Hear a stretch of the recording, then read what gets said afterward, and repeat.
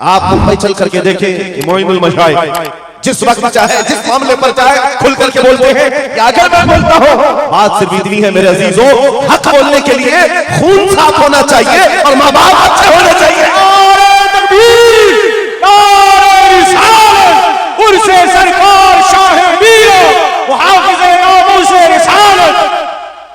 हलाल खून हो और माँ बाप सही न समझे हो।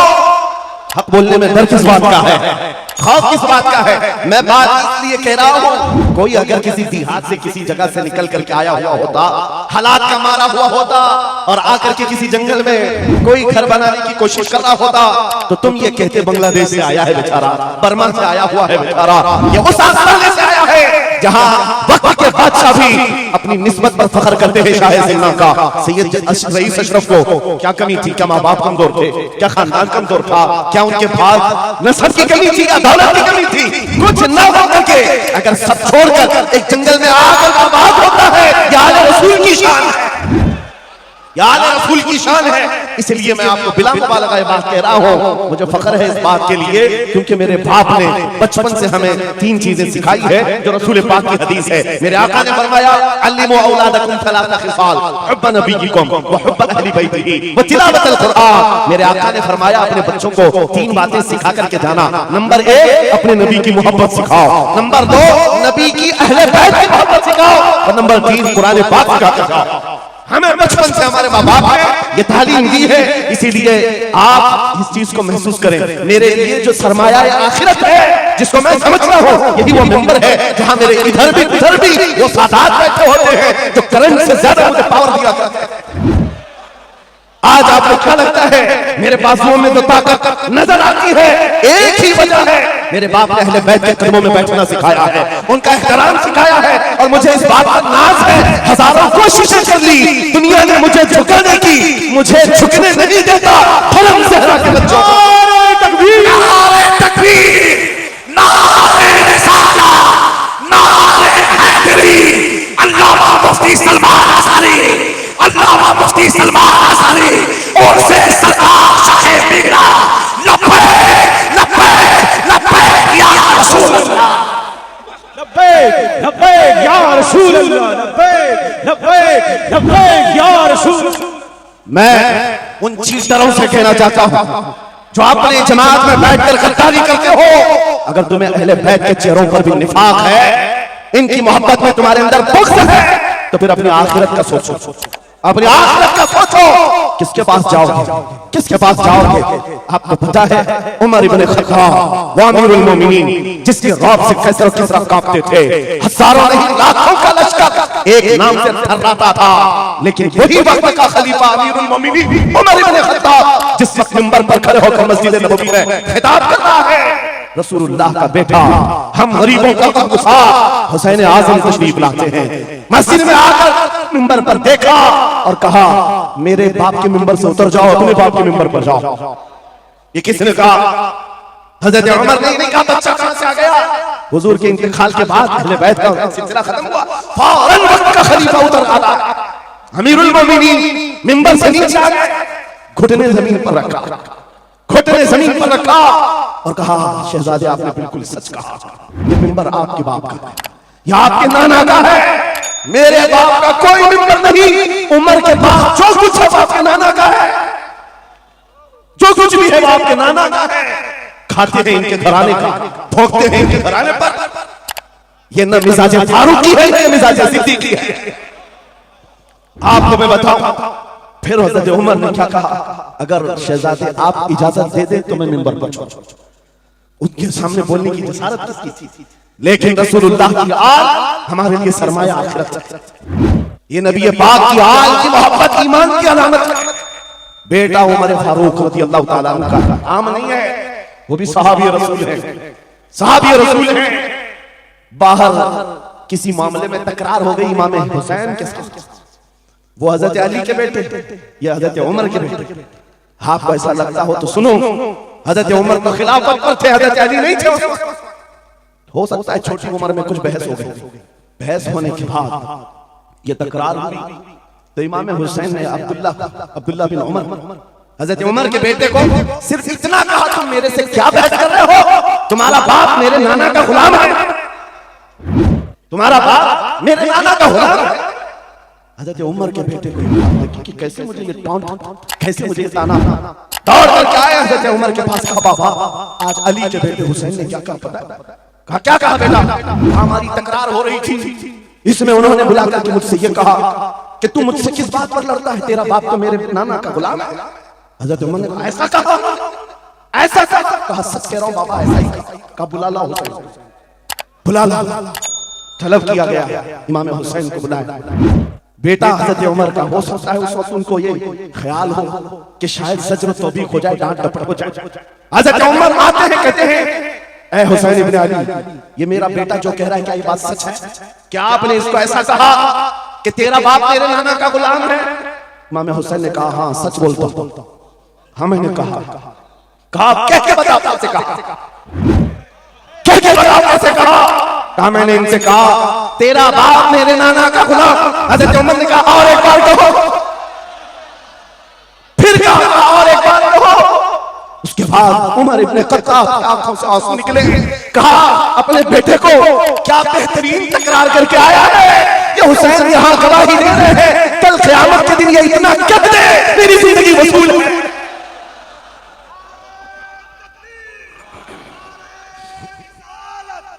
हुब्बे आले मोहम्मद, हुब्बे आले मोहम्मद, नारे तकबीर, नारे रिसालत। सच बता रहा, डॉक्टर साहब यहाँ आकर के अभी जो लंगर की कैफियत बता रहे थे, और उनके पढ़ने से पहले मैं भी लंगर खा के आया। आपको एक सच्ची बात बता रहा हूँ, शाह मीरा के सामने मिंबर पर बैठा हूँ, मुझे आखिरी वक्त तक ये ख्याल नहीं हो रहा था कि मैं किस बात पर बात करूँ, मैं बयान किस चीज पे करूँ। मैंने जो कुछ शुरू किया था शायद ये शाह मीरा ने मुझसे बुलवाया। अब सुनो जो कुरान पाक की मैंने आयत पढ़ी, रब ने फरमाया वअतसिमू बिहब्लिल्लाहि जमीआ, ऐ लोगों सबके सब अल्लाह की रस्सी को मजबूती से पकड़ो। अल्लाह की रस्सी क्या है? क्या ये आसमान से नीचे लटकती है? कोई रस्सी है जिसको पकड़ना है? मुफस्सिरीन से पूछो, कुरान की तफसीर करने वाले कहते हैं अल्लाह की रस्सी मुहम्मदुर रसूलुल्लाह है और उनकी अहले बैत है, उनके अहले बैत को अल्लाह की रस्सी कहा गया है। सबके सब मिलकर के अगर इस रस्सी को पकड़ ले मेरे अजीजों, ये इख्तिलाफात, ये इंतिशारा, ये जिस कदर आज हमारे दरमियान तफर्रुका शायद नहीं होते। हमारा मरकज, हमारा मावा, हमारा मलजा एक है। इस मिंबर ने आज लोगों को ये सिखाने की कोशिश की, तुम जिस तरह मशरब और सिलसिलों में बढ़ करके ये समझते हो कि मेरा खित्ता अलग है, इसका खित्ता अलग है। मेरे अजीजों, ये एक पूरा सिलसिला है, 700 साल पुराना सिलसिला, 700 साल पुराना सिलसिला। मगर इस मिंबर पर बैठ करके इश्क मोहब्बत के नारे लगवा रहे हैं। वजह ये नहीं है कि यहाँ की कोई पब्लिसिटी है, बल्कि ये बताना है इसलिए कि अहले बैत ही ये जानते हैं जो हमारे नाना की कदर करेगा हम जिंदगी भर उसकी कदर करेंगे। आपको क्या लगता है आला हजरत का नाम, उनके मसलक का नाम रोटी सेकने के लिए लिया जाता है? मेरे अजीजों, आला हजरत का नाम, मसलक आला हजरत का नाम इसलिए लिया जाता है डाल दी कल्ब में अज़मत मुस्तफा सय्यदी आला हजरत पे नारे तकबीर, नारे रिसालत, इश्क मोहब्बत, इश्क मोहब्बत, इश्क मोहब्बत, इश्क मोहब्बत, उनसे सरकार शाह मीरा। मुझे मेरे मुर्शिद गिरामी नूर ताजुश शरिया रहमतुल्लाह तआला ने एक बात कह करके मिस्र भेजे, जाने के वक्त कहा था नाम की कोशिश मत करना, हुजूर का काम करना। और उन्होंने ये शेर पढ़ करके कहा था, आखिरी महफिल थी उस वक्त, मेरी तालिब इल्मी के जमाने की बात कर, ये पढ़ करके बयान किया था। आला हज़रत को देखना, उन्होंने ये खुद कहा है बेनिशानों का निशान मिटता नहीं, मिटते मिटते नाम हो ही जाएगा। आला हज़रत उस सिक्के राइजुल वक्त का नाम है जिसने हर दिल पर राज किया, हर खानकाह पर राज किया है। मेरा एक जुमला मैं अक्सर मजमों में कहता हूँ, अक्सर तकरीरों में कहता हूँ, एक बात समझ करके चलो शाह मीरा के उर्स में आने वालों, मेरा एक फार्मूला सुनना है। अगर इज्जत चाहते हो, वक़ार चाहते हो, ये जुमला याद करो, उनकी बात करो, हर दिल पे राज करो। बस रसूलुल्लाह की बात करो, हर दिल पे राज करो। आज हमारी जो इज्जत है मेरे अजीजों, ये खानकाह है अशरफिया और यहाँ खानकाह है शाह मीरा है। जिनके सामने मैं खड़ा हूँ, लेकिन आपको मैं बताऊं, मैं अपनी किस्मत पर फख्र करता हूँ। यही वक्त होगा, कल की रात में मारना मुतहरा में मौजूद था।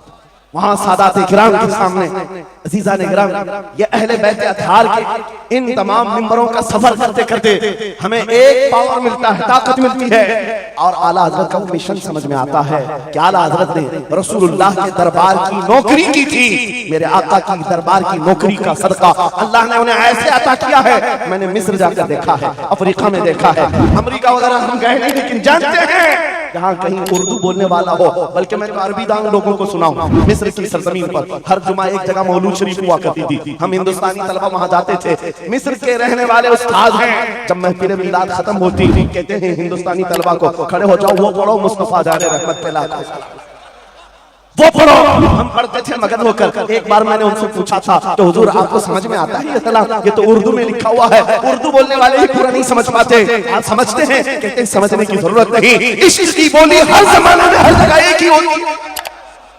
इश्क में बोला हुआ वो कलाम है, अरबी हो कि हिंदी हो, दिल को समझ में आने लगती है। मैं ये बात कहने जा रहा हूं मेरे अजीजों, उस रस्सी को मजबूती से पकड़ो, इख्तिलाफात नजर नहीं आएंगे, बात खत्म हो जाएगी। आज से 2 साल कबल एक कुत्ता यहाँ पर हिंदुस्तान में भौंकता था, खिंजीर का बच्चा जब नबी पाक की शान में भौंकता था, इस फकीर ने उसे ललकारा था। मेरा नाम, मेरी इमेज लोगों के सामने है, मैं वाकया तफसील से नहीं बता रहा हूं, मैं अपनी बात आपके सामने ये रखना चाहता हूं। जिस वक्त उस खबीस मलऊन को पुकारा, आपको पता है हम तो एक छोटे से इलाके से उसको पुकारे थे, लेकिन निशाना सटीक रहकर लगा, और उसके बाद कुत्ता बिलबिलाया भी, मैदान में आने की बार बार कोशिश करता रहा, लेकिन अब तक मौजूद नहीं है।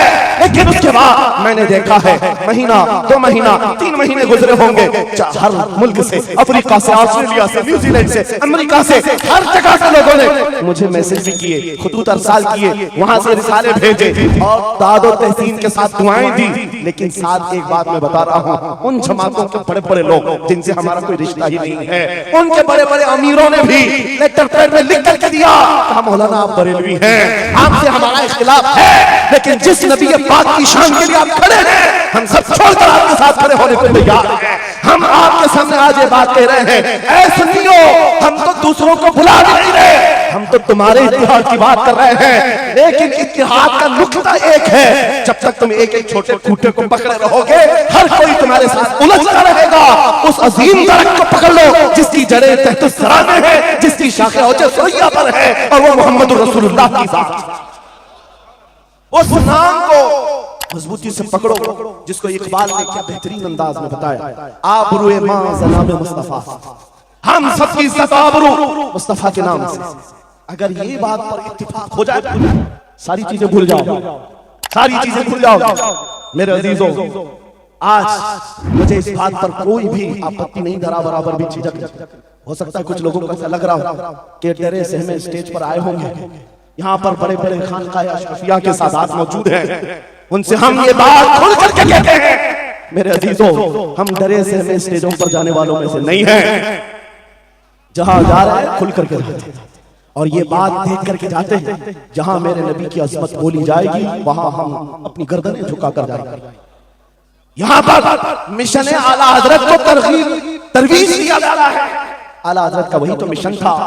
क्या मिशन था आला हजरत का, जो आपने अपनी जिंदगी भर दिया है?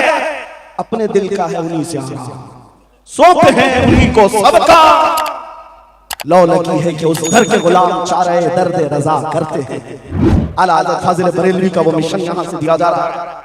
मैं यहाँ से एक मजबूत मैसेज देना चाहता हूँ, हमारे सारे सिलसिले या हमारी अजमत के लिए, हमारी जीनत के लिए, लेकिन सारे सिलसिलों की इंतहा मदीने तैयबा, सारे सिलसिलों की इंतहा मदीने तैयबा। तुम्हारा पीर जितना भी बड़ा हो, देखने में बहुत बड़ा भी दिखता हो, लंबा चौड़ा जुब्बा पहनता हो, बड़ा अमामा भी पहनता हो, सब कुछ हो, लेकिन अगर नबी का वफादार नहीं तो वो कुत्ते से जलील है। पीर नहीं हो, कुत्ते से जलील है। और अगर तुम्हारा पीर पैबंद में लगे, कपड़े उलझे फाल में है, लेकिन उसके सामने बैठो तो नबी की याद आने लगे, ये सिलसिला हक़ की अलामत है। हुजूर पाक सल्लल्लाहु तआला अलैहि वसल्लम हमारा महबर है, मेयार है। तुम जहां कहीं जाकर के आओ, घूम करके आओ, इस बात पर तुम्हें आज जमा होना चाहिए, इस बात पर जमा होना चाहिए। हुजूर पाक सल्लल्लाहु अलैहि वसल्लम की अज़मत बोलो, हर दिल पर बात। आज सदियां बीत गई, एक कलाम सबको याद, अभी मैं आपको बताऊं 2 साल पहले किस कुत्ते ने क्या भौंका हुजूर की शान में, लोग भूल गए। हो सकता है, और भूलना भी चाहिए, याद रखने की चीज ही नहीं। आपको तो थोड़ा बहुत याद होगा, दिल्ली से भौंकता था, कोई लखनऊ से भौंकता था, नबी की शान में गुस्ताखी करता था। ये तो तुम्हारे जमाने की बात कह रहा हूं, 2 साल में भूल गए।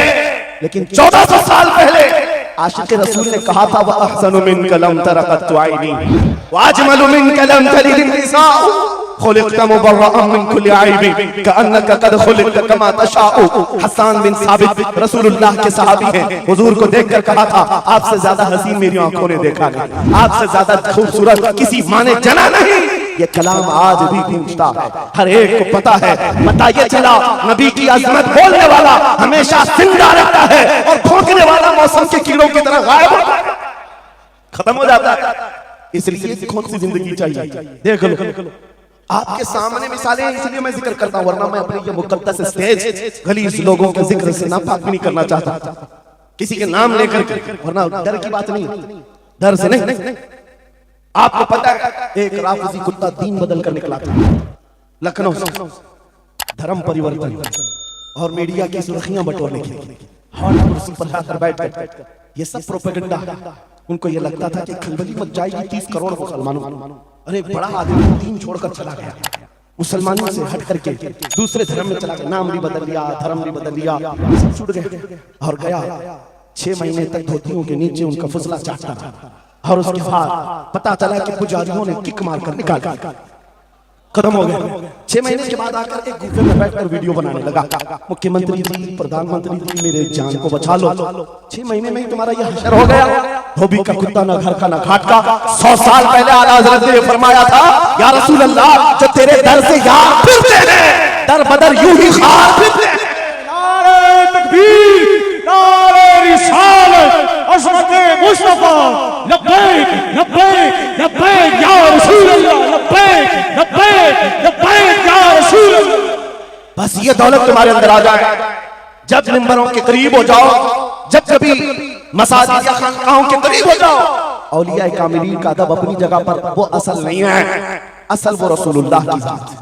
मौलाना रोम फरमाते हैं, मौलाना जलालुद्दीन रूमी औलिया के बारे में कहते हैं कि कुछ लोग ये समझ बैठते हैं कि औलिया हमारे पीराने इज़ाम, मेरे अजीजों, ये जरिया है नबी तक पहुंचाने का, और अगर कोई पीर तुमको रसूलुल्लाह तक नहीं पहुंचा रहा है तो फिर वो 2 नंबर वाला है, वो हुजूर की अजमत नहीं बताता, हुजूर तक नहीं ले जाता, वो 2 नंबर का है, झूठा है।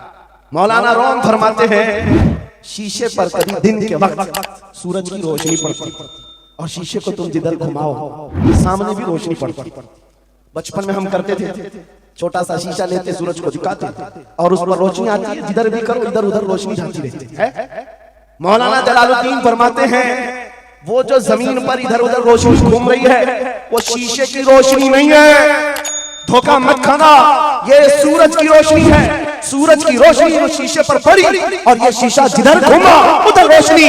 इसलिए याद रखना, पूरी जमीन पर जितने औलिया कामिलीन हैं, ये शीशे के मानंद हैं, इनके दिलों पर तो रोशनी पड़ती है, वो मदीना तैयबा गुंबद खज़रा से आती है, और ये फिर जिस तरफ जाते हैं उस तरफ रोशनियां होती हैं। लेकिन साथ में तुम्हें ये याद रखना कि ये रोशनियां असल नहीं, इनके कल्ब पर जो रोशनी पड़ रही है वो गुंबद खज़रा से आ रही है।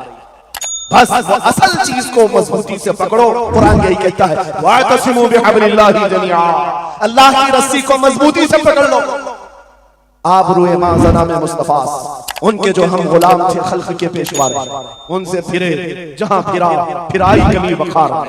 सबब कुछ और है जिसे तू खुद समझता, सवाल बंदे मोमिन का बेजरी से नहीं। इकबाल ने कितने अच्छे अंदाज में ये मैसेज दिया। आपको एक बात मैं बताऊं, पेट में दर्द हो रहा है और आपको पता है किसी को अल्लाह ना कैंसर है, लेकिन फिर भी वो छुपाते हुए ये कह रहा है गैस हुआ है, एसिडिटी हुई, चूरन खाए घूम रहा है। अरे बड़ी बीमारी है, तुझे पता है अगर तो खुल कर के इलाज कर ले। इकबाल कहते सबब कुछ और है जिसे तू खुद समझता। तुमको मालूम है हमारे सवाल का सबब क्या है, तुमको सबको मालूम है, बोलते क्यों नहीं? फिर रोते हो सियासत नहीं है, क़ियादत नहीं है, जमात नहीं है, एजुकेशन नहीं है, ये सब तो गाते रहते हो, ये सब चीजें नहीं है। असल सबब कुछ और है जिसे तू खुद समझता है। बहुत बारीक बात पर इकबाल ने निशाना रखा। सवाल बंदे मोमिन का बेजरी से नहीं। फिर इकबाल से हमने पूछा फिर वो है क्या सबब, क्या है वो सबब? इकबाल ने कहा उनके जो हम गुलाम थे, खल्क के पेशवा, यही है जिससे तू दूर हुआ और फिर आज जलील हुआ। सबब कुछ और है जिसे तू खुद समझता। आ जाओ नौजवान, उस सबब को हम हल कर 10 साल के करीब यूरोप की गलियां छान मारते हुए इकबाल वापस अपने वतन आया। वहां के यूरोपियन को देखा, उनके साइंस, उनके रियाजी, उनके फिजिक्स, उनके ज्योग्राफी, सब चीजों को देखा और कहता है मैं तो ढूंढ रहा था मेरी कौम की इज्जत कहां है, मेरी कौम की बुलंदी कहां है। 10 साल के बाद जब वापस आए, लोगों ने पूछा क्या मिला अपनी कौम की इज्जत का राज? इकबाल ने कहा मैं बहुत गौर से देखता रहा और फिर इस नतीजे पर पहुंचा मेरी कौम के उरूज और इर्तिका बुलंदी का एक ही राज है कि मोहम्मद से वफा तूने, हम तेरे हैं, ये जहां चीज है क्या लाहो कलम तेरे। ये उस वक्त इकबाल ने कहा था। और फिर मेरे अजीजों, इस बात को आज मैं दोहरा रहा हूं, एक बात अभी भी मैं नाउम्मीद नहीं, सुन्नियों की ये कसरत और जब आप तुम्हारे जोशो जज्बे, ये नात खानी जो है ये कोई हमारे यहाँ एक फॉर्मेलिटी नहीं है। इन नातों से तुम्हारे दिलों को इतना गर्म किया जाता है, आपको खुद अंदाजा नहीं होता, आपको अंदाजा नहीं है। हुजूर की याद में तड़पना, दिल का धड़कना सिखाया जाता है और इन मजमूओं के रंग को देख करके मैं नाउम्मीद नहीं हूं। अभी इसमें रमक बाकी है, रमक बाकी। अभी मैं कहता हूं अशहदु अन्ना मुहम्मद रसूलुल्लाह सल्लल्लाहु अलैहि वसल्लम। इधर बैठे हुए भी सामने वाले भी अंगूठा चूम रहे हैं। मैंने नाम मेरे मुस्तफा का लिया, लेकिन कहा क्या मैंने आपको कि आप भी चूमो? किसने कहा आपको कि अंगूठों का बोसा लेकर आंखों से लगाओ? किसने कहा? अरे मैंने कहा भी नहीं, मैं तमहीद मांगा। इधर नाम लिया, बेइख्तियार अंगूठे उठे, बेइख्तियार लबों को छूम लिया तुमने, लबों से अंगूठों को छूम कर आंखों से लगाया। ये इस बात की अलामत है गुनहगार हो गए, गद्दार नहीं है। नारे तकबीर, नारे रिसालत, नारे हैदरी, कुर्से सरकार शाहे वीरा, मुहाफिज़े हमसे रिसालत। मरे हुए लोगों से क्या खिताब किया जाए? जिंदगी बाकी है, इसीलिए तो घूम घूम कर आपसे खिताब कर रहे हैं। और इस उम्मीद के साथ कि इकबाल ने यह भी कहा था कि निकल कर सहरा से जिसने उलट दिया था तख्ते रोमा, सुना है कुदसियों से मैंने कि वो शेर फिर होशियार होगा। इकबाल की बात सुनो, कह रहा है पहले जमाने में सहरा से निकले थे साहबा, पैरों में चप्पल नहीं थी, पैबंद लगे कपड़े, तलवारें टूटी हुई, लेकिन जब निकले थे तो रोमन एम्पायर को भी धूल चटा दिया, पर्शियन एम्पायर को भी परख उड़ा दिए थे, तो सुपर पावर ताकतों को नाकों तले छने छपवा दिए। ये तारीख में मौजूद है, मिटाने से नहीं मिटेगा। इकबाल ये कहता है ये जो हालात हुए थे ये देखकर मुझे अंदाजा है वो दिन आएगा मोहम्मद अरबी का शेर फिर होशियार होगा। हम वो होशियार करना चाहते हैं। ये नहीं मैं कहता कि हम हैं, ये हैं, वो हैं। खुदा किसी भी दिन, किसी भी जमात में, किसी भी इलाके में एक दिन सलाहुद्दीन को जरूर पैदा करेगा और फिर वो आएगा, इनकलाब लाएगा। हम ना उम्मीद नहीं है खुदा की रहमत से, बार बार आपको जगा रहे हैं। और जब तक ये दौलत मोहब्बत मुस्तफा मौजूद है, मेरा ये यकीन है कि हमें हजारों ताकतें मिलकर के मिटा नहीं सकेंगे, नहीं मिटा सकेंगे। ये दौलत लाजवाब तुम्हारे पास मौजूद है। आप नहीं देखते आज हालात बड़े खराब। डॉक्टर साहब हमारे मेहमान, लेकिन आपको पता है यहाँ के हालात इनके ही पड़ोसी, बल्कि इनकी बिरादरी के लोग जो नाथखान हैं, मशहूर नाथखान, हमसे पूछ रहे थे कि मौलाना आप जो है कुफार और मुशरिकीन के नरगे में हैं और वहां पर आप इस तरह से बोलते हैं, कैसे बोलते हैं?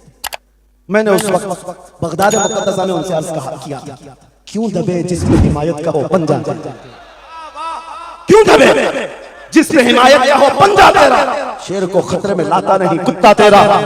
हाँ हम तादाद में कम हैं, हम तादाद में कम हैं और बड़े हालात के मारे हुए हैं, लेकिन हमें अपनी तारीख याद है। बदर में भी तादाद कम थी, उहद में भी तादाद कम थी, और सबसे बड़ी तादाद तो करबला में कम थी, लेकिन फतह का झंडा आज भी करबला वालों का ही ले रहा है। तादाद माने नहीं रखती, कभी मत जाना इन सब मामलात पर। आज जो ढकोसले पैदा किए जाते हैं, तुम्हें मुर्दा किया जा रहा है। कुछ मत बोलो, हालात बड़े खराब हैं। इनसे पूछो तुम्हारे बाप दादा के जमाने में हालात अच्छे थे, वो भी कहेंगे हालात उस वक्त खराब, उस वक्त भी खराब थे। अरे सुबह अजल की बात कर रहा हूं, इस्लाम का सूरज तुलू हुआ कि मक्का के हालात खराब ही थे, मदीने हुजूर हिजरत करके गए हालात खराब ही थे। मैं आपको बताऊं मेरी फिक्र करने वाले उलमा बड़े बड़े साहब बहुत दुआ करते हैं, लेकिन साथ में ये भी कहते हैं थोड़ा सा एहतियात से। क्या आपका होना यहाँ कौम के लिए जरूरी है? इफादा इस्तिफादा लोगों का चलता रहे, फायदा होता रहे। मैं एक बात कहता हूँ, मैं तो बहुत छोटा सा, बल्कि मैं कोई खास के लायक भी नहीं। इमाम हुसैन का होना कितना जरूरी था। सहाबा इकराम के जमाने में अहले बैत का वो सबसे बड़ा चेहरा इमाम हुसैन का होना जरूरी था कि नहीं था? उस वक्त ये कहा था सहाबा ने, मक्का से जब करबला जा रहा था ये काफिला, हाथ जोड़कर कहा था मौला हुसैन ने, आप रसूलुल्लाह की निशानी हैं, आप आपसे खल्क़े खुदा को फायदा होगा। मेरे अजीजों, मैं ये बात आज कहता हूं, हमारी कोई औकात नहीं, हमारी कोई हैसियत नहीं जो ये समझता है अपनी कुटिया बचाने के लिए कि हमारे होने के बाद बहुतों का फायदा होगा। अरे इमाम हुसैन के होने से कितना फायदा होता, मगर उस हुसैन आजम ने ये नहीं देखा, बल्कि निकल करके उस मैदान में निहत्थे के बच्चों के साथ चले आया और गर्दन भी कटा दी। ये समरा आज तक देखने को मिलता है। इस्लाम जिंदा होता है हर करबला के बाद। सुभान अल्लाह। इमाम हुसैन ने उस रुखसत को नहीं अमल किया था, अजीमत का रास्ता इख्तियार किया, चले आए। उस वक्त भी सहाबा ने उनसे कहा था आपका होना बहुत जरूरी है, लेकिन इमाम हुसैन की नजर में ये बात थी रह लेंगे चंद साल, लेकिन लोगों के दिलों में जो नर्वसपन होगा, शरीयत की धज्जियां उड़ती हुई देख करके बड़े बड़े लोग खामोश हैं, तो आइंदा आने वाली नस्लें भी इसी तरह कंप्रोमाइज करती भी चली जाएंगी। मेरे अजीजों, मैं आज खुल करके बताता, मेरी पुष्ट पनाही करने के लिए बड़े बड़े उलमा मौजूद, एक भी हुकूमत का कुत्ता नहीं है और ना ही जरूरत है। जब कभी पहली मर्तबा मैं तन्हा खड़ा था मुंबई की सरजमीन पर, हुजूर मोइनुल मशाइख मेरे साथ,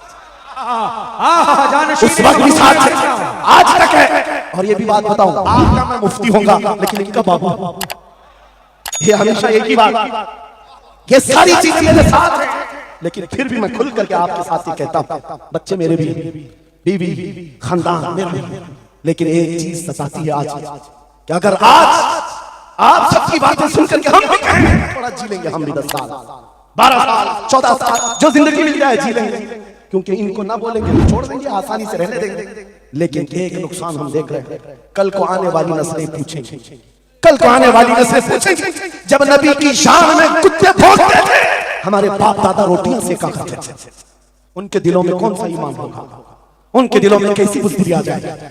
लेकिन मेरे अजीजों, ज्यादा से ज्यादा क्या होगा, मौत तो सबकी लिखी हुई है, मेरी भी है, आपकी भी है, किसी दिन बिस्तर पर पांव रगड़ कर मर जाएंगे, लेकिन हम ये सोचते हैं जब मरना मुकद्दर है, यूं भी तो किसी दिन दुनिया से जाना है, नबी पाक का नाम बुलंद करके जाएंगे, नस्लें इस बात के लिए सीना चौड़ा करके कहेंगी, नहीं सारे अगर कुत्ते भौंक रहे थे, मेरा बाप मेरा दादा नबी की शान में असमत रिसालत के दिफा के लिए तन्हा खड़ा था, या उलमा में से कोई खड़ा था, उनके फख्र के लिए इतनी बात काफी है, और उनके ईमान की इबादत के लिए इतनी बात काफी है। सुभान अल्लाह, सुभान अल्लाह।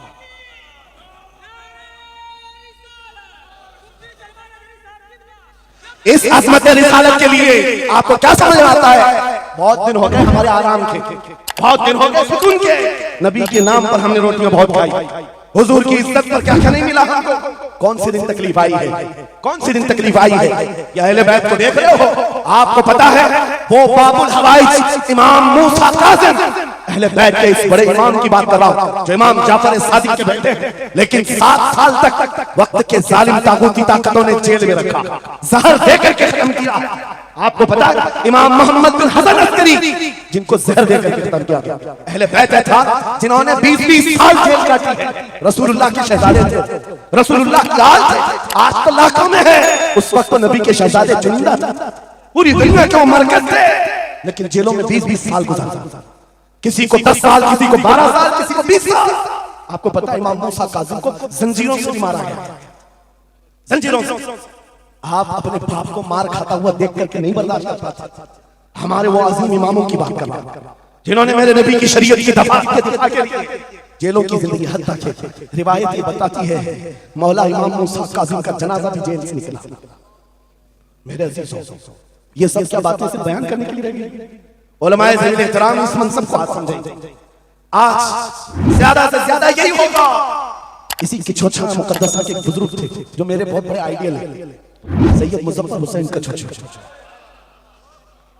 आजादी के मौके पर बड़ी मुसीबतें उठाई और इनको पकड़ करके एक शहजादा है कि छोटा मुकद्दस आस्ताना और जेल में डाल दिया गया था।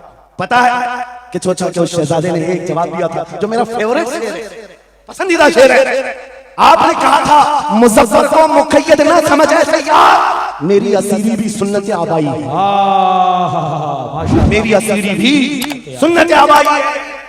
मुज़फ़्फ़र को मुक़य्यद मत समझ ऐसे यार। आपको पता है ये तारीख है हमारी, लेकिन सब की सब तारीख इसलिए दोहरा रहा हूं कि हमारी इज्जत उसी में मौजूद है, वहीं पर है। वापस आ जाओ उधर। अपनी कुटिया बचाकर, अपनी दुकान बचाकर ज्यादा दिन नहीं जी पाओगे।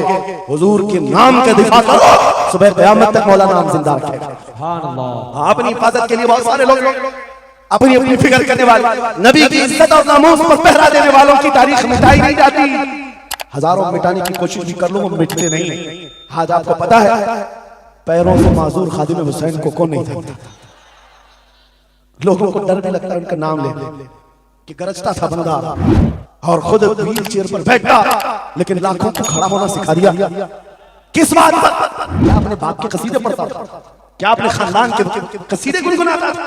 एक ही बात, रसूलुल्लाह की अजमत पर बात, हुजूर की इज्जत पर बात करो तो फिर पता चलता है 8 साल के बच्चे से लेकर 80 साल के बूढ़े के दिल में भी अल्लाह खुद मोहब्बत डालता है। सुभान अल्लाह। खुद मोहब्बत डालता है। सब चीजें मौजूद है उसी जात पर। एक बात मैं अब आपके सामने कहता हूं, गुफ्तगू समेटता हूं, आला हजरत का मसलक देखो, मिशन देखो, और आपको उसी बात पर मैं लाकर जमा कर दूंगा। और सुन्नियों का मजमा मुझे पता है, आधा शेर में पढ़ूंगा, आधा ये खुद ही कंप्लीट करेगा और गारंटी के साथ कहता हूं। मुझे पता नहीं यहाँ के मजमे के बारे में, लेकिन इतनी गारंटी जरूर है आप कंप्लीट करेंगे। क्यों? हमें पता है मिजाज इश्क़ रसूल का, हमें पता है मोहब्बत मुस्तफा का। सुनो, मैं कहता हूं वो जो न थे तो, वो जो न हो तो, ये गारंटी है, ये गारंटी है। आधा जुमला भी कह दो सुनने के बाद, वो जो न हो तो, ये कंप्लीट खुद करेंगे। क्यों? ये अकीदा भी है, ये ईमान भी है, ये हमारी जान भी है। वो जो ना हो तो, अब सुनो मेरे अजीजों, जब तुम्हारा दिल पुकार कर कह रहा है वो जो ना हो तो, हमारे नाम के साथ वो जो ना हो तो, हमारी जिंदगी में वो जो ना हो तो, हत्ता के कब्र में चले जाओ, बहुत सारे जवाब दे दे, तुम्हारा रब कौन, तुम्हारा दीन क्या, मेन सवाल तो यही होगा, मा कुंत तक़ूलु फी हक़्क़ि हाज़ा रजुल। बल्कि बात सही अहादीस में मैं कह रहा हूं, एक ही सवाल का जिक्र भी आया है, कब्र में एक सवाल का जिक्र भी आया है, और फरमाया गया सिर्फ एक सवाल ये होगा, बता इस रसूल के बारे में क्या कहता था। बोलना पड़ेगा, बोलना पड़ेगा। फिर मैं पूछता हूं, कब्र में भी वो जो ना हो तो कुछ ना हो। जब तक नहीं बोलोगे आगे नहीं बढ़ेगी गाड़ी, वरना फंसे रह जाओगे। वो जो ना हो तो चलो कब्र की जिंदगी खत्म हो गई, हशर में आ गए, हशर के मैदान में आ गए। लेकिन यहाँ पर भी क्या मसला है? खलील और नजी मसीह हो सफी सभी से कहीं कहीं न बनी। खलील और नजी मसीह हो सफी सभी से कहीं कहीं न बनी। ये बेखबरी की खल्क फिरी कहां से कहां तुम्हारे लिए। वहां पर भी सबके पास फिर करके आती है कौम उसी मोहम्मद रसूलुल्लाह के बाद आए। और शफाअत शुरू कहां से हुई? रसूल पाक से शुरुआत हुई, और उसके बाद इख्तिताम तक मेरे आका फरमाते हैं क़यामत के दिन मेरी हालत ये होगी, मेरे कंधे पर चादर पड़ी होगी और वो कभी खसक खसक कर गिर रही होगी। एक हाथ से मैं अपनी चादर संभाल रहा हूंगा और दूसरे हाथ से अपने उम्मतियों को पकड़ पकड़ कर जन्नत में ले जा रहा हूं। ये मैदान क़यामत की बात है। फिर पूछता हूं, महशर में भी वो जो ना हो तो, क़यामत के मैदान में भी वो जो ना हो तो, अरे तुम्हारी अजान कंप्लीट होती है, अजान में भी वो जो ना हो तो, नमाज में भी जब तक सलाम नहीं भेजोगे, नमाज में भी वो जो ना हो तो, कहीं पर भी बच नहीं सकते। इसीलिए आला हज़रत ने कहा था, बखुदा खुदा का यही है डर, नहीं और कोई मकर मकर, जो वहां से हो यही आके हो, जो यहाँ नहीं तो वहां नहीं। जब तुम्हें समझ में आ गया वो जो ना हो तो कुछ ना हो, वो जो ना हो तो, वो जो ना हो तो, जब तुम्हारा यकीन है, अब सुनो बरेली का इमाम क्या कहता है, ऐ सुन्नी जवान आज ले उनकी पनाह, आज मदद मांग उनसे, आज ले उनकी पनाह, आज मदद मांग उनसे, कल न मानेंगे क़यामत में अगर मान गया। आज आना है तुम्हें वहीं पर। मेरी गुफ्तगू का खुलासा यही है, मेरी गुफ्तगू का लुत्फ़े लुबाब यही है। आ जाओ उस कदम पर जहां से बिलाल हबशी को काबे की छत पर पहुंचाया जाए। आ जाओ उस कदम पर जहां पहुंचने के बाद खत्ताब का बेटा अमीरुल मोमिनीन उमर इब्न खत्ताब बना। हजरत उमर खुद कहते थे मेरी हैसियत इतनी थी, मैं खत्ताब का बेटा बचपन में 2 बकरियां मुझसे नहीं संभलती, लेकिन एक वक्त आया हजरत उमर 36 लाख स्क्वायर किलोमीटर पर तन्हा हुकूमत करते थे। मिस्र, इराक, यमन, शाम, फिलिस्तीन, ये आज का सऊदी अरब हजरत उमर की निगरानी में था। हजरत उमर कहते हैं आज इतने बड़े खित्ते पर उमर की निगरानी है, इसलिए नहीं कि खत्ताब का बेटा उमर है, इसलिए कि मोहम्मद अरबी का गुलाम उमर है। वो जो ना हो तो मेरे अजीजों, जितनों ने इज्जत पाई है उस कदम से पाई। आपको जब ये बात अच्छी तरह मालूम हो जाए, यहाँ देखो आप, यहाँ चेहरे बहुत सारे, यहाँ बहुत सारे चेहरे और उसमें बुजुर्ग तरीन चेहरा वो सैयद रईस अशरफ साहब का, लेकिन पूरा मजमा ये बात मेरे साथ यकीन के साथ कह सकता है इन जवानों से कई ज्यादा हसीन और जमील ये चेहरा। क्यों? अरे तुम्हारे बॉलीवुड और हॉलीवुड में थोड़ा बुढ़ापा आया तो उसे निकाल दिया, फिर उसकी नहीं चलती। वहां सिर्फ रंग और गाजे का काम, वहां सिर्फ पाउडर लाली मेकअप का काम है। जब तक जवान थे हजारों फैन थे, लेकिन जवानी खत्म हो गई तो बेचारे उनकी जिंदगी के लाले पड़ गए। और सियासत में भी यही हाल है, 40-40 साल नौकरी किया पार्टियों की, बाद में पूर्व मंडली में बिठा दिया गया, अब आप बैठो दूसरे जवान आए, उनकी भी जिंदगियां खत्म। लेकिन एक बात है, नबी पाक का जो गुलाम होता है वो 80 साल का भी हो जाए उसके अंदर ना पुराना बनाता है ना बुढ़ापा। सुभान अल्लाह। इज्जत वैसी ही बरकरार है, खूबसूरती वैसी ही है, 80 साल का हो कि 90 साल का हो। अरे 75 साल की उम्र में हमने हुजूर ताजुश शरिया को देखा, और जिन आंखों ने उन्हें देखा होगा वह इस बात की गवाही देते हैं। लाख 1 लाख खूबसूरत जवानों को एक तरफ रखो और एक तरफ ताजुश शरिया, और देखने वाले की निगाहों को टटोल कर देखना, वो 1 लाख की तरफ नहीं, इस 75 साला उस अजीम हुस्न को देखने में मत होगा जो हुस्न पाउडर और लाली का नहीं है, इश्क़ मुस्तफा से मिला हुआ। इज्जत रसूलुल्लाह के कदमों से, उनकी वाबस्तगी से है, तो फिर छोड़ करके दर बदर क्यों ठोकर खाते? कहां ये बॉलीवुड और हॉलीवुड के चक्कर में पड़ गए? कहां तुम टिकटॉक पर मुजरे करने लग गए? कहां तुम गाने में अपनी जिंदगियां बर्बाद करके अपने दिल में निफाक पैदा करने लग गए? अरे ताश के पत्ते, जुए के अड्डे, शराब की बोतलें, ये तुम्हारी शान नहीं, ये तुम्हारे लिए सेब नहीं देखता। और एक बात याद रखो, तुम जिन इलाका में रहते हो बहुत सारे दूसरों को देखते हो, वो नाच रहे तो हमको भी नाचना चाहिए, वो ऐसा करें तो हमको भी ऐसा करना चाहिए। शेरों को, कुत्तों को कभी देखना नहीं चाहिए। जो शेर है वो अपनी बिरादरी को देखता रहे, कुत्ते को देखता रहेगा तो फिर अपना शेरपन भी भूल जाएगा। इसलिए याद रखो, तुम खैर उम्मत हो, तुम्हारा लक़ब कुरान में आया है। तुम नचनियों को मत देखो, शराबियों को मत देखो, जुआरियों को मत देखो, वो गाने पे कैसे थिरकते हैं, वो कैसे नाचते हैं, ये तुम्हारा मतलब नहीं है। तुमको अगर देखना है खालिद बिन वलीद को देखो, सलाहुद्दीन अय्यूबी को देखो, शिहाबुद्दीन गौरी को देखो, औरंगजेब को बार बार देखो। इसलिए कि उन अजीम हस्तियों को देखने वाला ये समझ में आ जाएगा उसे, ये सारी इज्जतें जो है उन नौजवानों ने जो हासिल की, वो सलाहुद्दीन अय्यूबी हो कि खालिद इब्न वलीद हो कि शिहाबुद्दीन गौरी हो कि औरंगजेब हो कि शहीद टीपू सुल्तान हो, ये सब की इज्जतें मुस्तफा के नाम से, हुजूर के नाम से है। आपको पता है खालिद बिन वलीद 125 जंगें लड़े, 125 में से एक भी शिकस्त नहीं खाई अपनी जिंदगी में। उनकी तलवार का वजन 35 किलो का और ढाल का वजन 40 किलो का, और उनके पूरे जिस्म में एक बालिश जगह भी बाकी नहीं जहां जख्म न लगा। जंगे मौता में एक ही जंग में 9 तलवारें टूटी, पीछे कदम कभी नहीं हटा। एक जंग में ऐसा हुआ था कि 2 काफिर सर पर आ गए थे और अमामा गिर गए थे, गर्दन पर तलवार थी, कट जाती, तलवार की तरफ नहीं देखा, अमामा उठाने के लिए चले, उठा लिया, फिर सर पर रखा, उन काफिरों की तलवारें नीचे रह गई। हैरत ने पूछा कि ये शहसवार है इस्लाम का, सिपहसालार है, और ऐसी बड़ी गलती छोटा सिपाही नहीं कर सकता। जब तलवार गर्दन पर हो, टोपी और अमामा उठाएगा।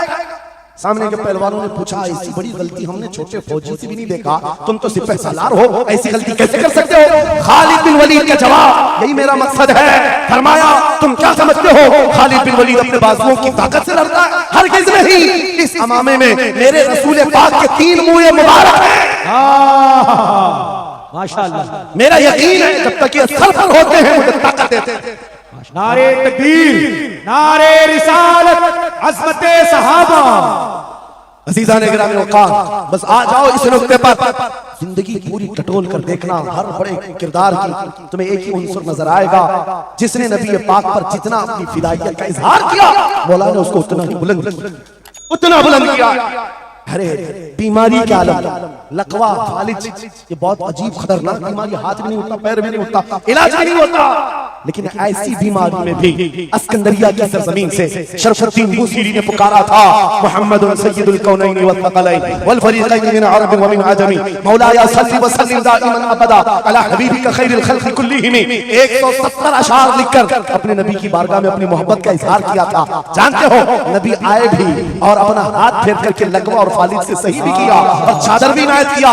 लेकिन जिस वजह से मैं ये बात कर रहा हूँ, आज पूरी दुनिया में घुमाओ, अफ्रीकी हो कि अमरीकी हो कि हिंदी हो कि पाकिस्तानी हो, लेकिन एक कसीदा सबको याद है, मौलाया सल्लि व सल्लिम दाइमन अबदा अला हबीबिका खैरिल खल्क़ि कुल्लिहिम।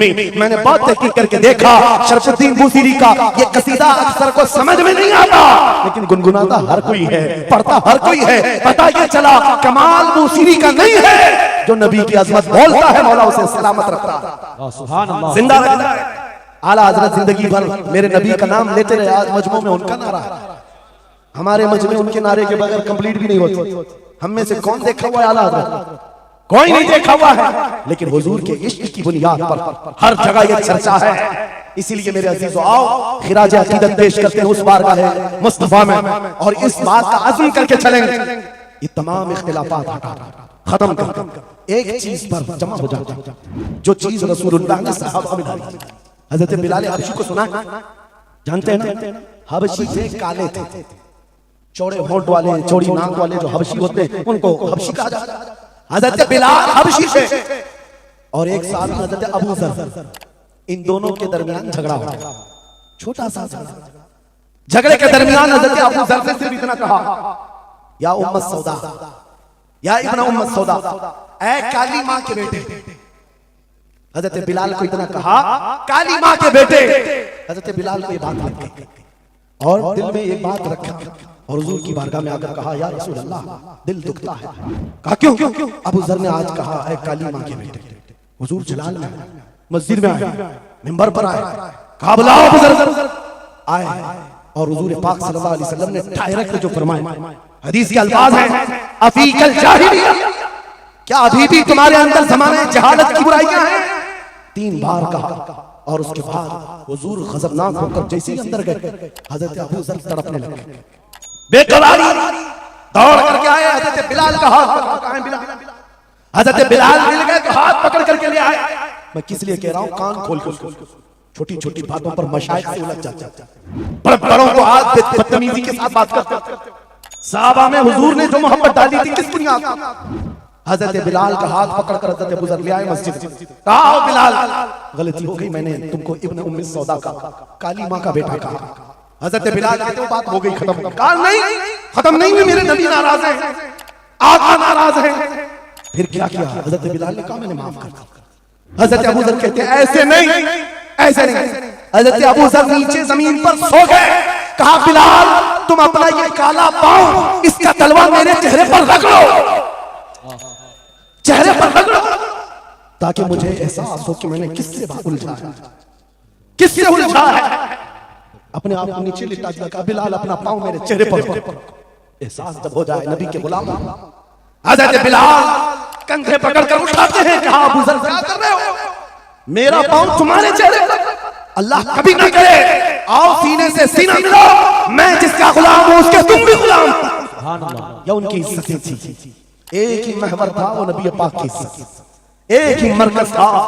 काश वो चीज अगर आज आ जाए, ये सब भूल जाएंगे खिलाफत। असल बात ये जहालत इतनी भरी हुई है, ये छोटे छोटे तबकों में बढ़ करके पता नहीं किसको किसको कोसते रह जाते हैं। अरे जिसको बोलना हो उसको बोलने से पहले इतना तो सोचो, नबी की बात करता है, हुजूर का गुलाम, आशिक रसूल है।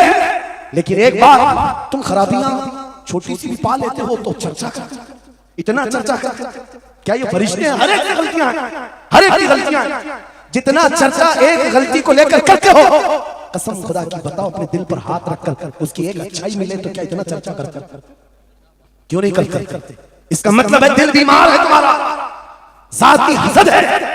जिसको लेकर किसी को टॉन्ट करते हो, किसी को तानाजरी करते हो, सोशल मीडिया इस पर भरा पड़ा हुआ है। नए नए मुफत्तिन इस तरह के मुनाजिर आए, फितना अंगेज, वो अपने दिलों का इलाज करें वरना मुनाफिकत आ जाएगी, मुनाफिकों में शुमार होगा।